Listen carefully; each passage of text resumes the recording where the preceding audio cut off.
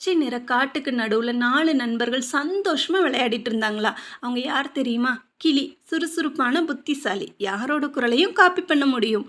குருவி மின்னல் மாதிரி வேகமா பறக்கக்கூடிய சிறிய பறவை. மயில் அழகான வண்ணவாளுடன் வெளிச்சத்தை உருவாக்கக்கூடியவன். குயில் இனிமையான குரல் கொண்ட பறவை. அவளோட குரல் ஒரு மாய சக்தி போல இருக்கும். இவங்க எல்லோரும் காட்டுல சந்தோஷமா குதிச்சு பாடி சிரிப்பை நிரப்பி கொண்டு ரொம்ப ஹாப்பியா வாழ்ந்துட்டு இருந்தாங்களாமா. திடீர்னு ஒரு நாள் வானம் கருமையா மாறுது, மின்னல் அடிக்குது, காற்று ரொம்ப பெருசா வீசுது.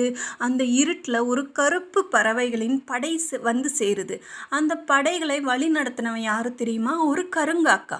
அவன் பெரிய சத்தமிட்டு கத்துறான், இந்த காற்றை நான் கைப்பற்ற போகிறேன், இனிமேல் எல்லா பறவைகளும் என்னோட கட்டுப்பாட்டில் தான் இருப்பாங்க அப்படின்னு சொல்றான். அப்பொழுது 4 நண்பர்களும் பயப்படவில்லை. கிளி, இது எங்கள் வீடு, உன்னோட தீய திட்டத்திற்கு இடமில்லை அப்படின்னு கத்துறான். குருவி மின்னல் மாதிரி வேகமா பறந்து காக்கா படையை குழப்ப ஆரம்பிக்கிறான். மயில் தனது வாளில் இருந்து ஒளியை பறக்க விட ஆரம்பிக்கிறான். இருளா இருந்த காடு திடீர்னு பிரகாசமா மாற ஆரம்பிக்குது. கிளி தன் அறிவை பயன்படுத்தி வித்தியாசமான சத்தம் போட்டு எதிரிகளை ஏமாற்ற ஆரம்பிக்கிறான். குயில் தனது குரலை கூவி ஒரு பெரிய சோனிக்கலை உருவாக்கினான். அதனால் பல காக்காக்கள் பறக்க முடியாமல் கீழே விழ ஆரம்பித்தன.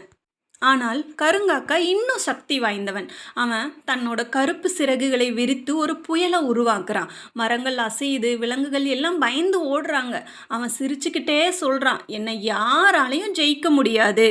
அப்போ கிளி, தனியாக போராடினா நம்மளால் ஜெயிக்க முடியாது, அதனால எல்லோரும் சேர்ந்து போராடுவோம் அப்படின்னு சொல்கிறான். 4 பேரும் சேர்ந்து தங்களோட சக்தியை ஒன்றிணைக்கிறாங்க. கிளியோட அறிவு, குருவியின் வேகம், மயிலின் ஒளி, குயிலின் இசை இவையெல்லாம் சேர்ந்து ஒரு பெரிய ஒளிக்கதிரை உருவாக்கி கருங்காக்காவை சுற்றி அவனை சுற்றி ஒரு கருப்பு புயலை உருவாக்கி கருங்காக்காவை தரையில் விழ வைக்கிறாங்க. அப்போது கருங்காக்கா மெதுவாக, நீங்கள் ஏன் என்னை காப்பாத்துனீங்க, நீங்கள் என்னோட எதிரிகள் தானே அப்படின்னு கேட்குது. அதற்கு நம்ம கிளி என்ன சொல்கிறாருன்னா, எதிரிகள் இல்லை, நண்பர்கள் மட்டுமே, நீயும் நம்மோடு சேர்ந்து நல்லவனாக இரு அப்படின்னு சொல்லுது. அந்த வார்த்தையை கேட்டு கருங்காக்கா மனசு மாறினான். அவன் சொல்கிறான், இனிமேல் நானும் உங்கள் நண்பன் தான், எல்லா பறவைகளையும் சேர்ந்து நம்ம காப்பாற்றுவோம்.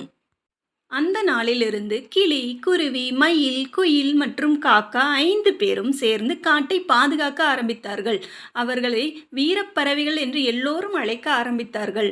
குட்டீஸ், நம்ம இந்த கதையிலிருந்து என்ன தெரிஞ்சுக்கிட்டோம் அப்படின்னா, நட்பு தான் மிகப்பெரிய சக்தி. ஒன்றுபட்டால் எந்த சவாலையும் வெல்ல முடியும்.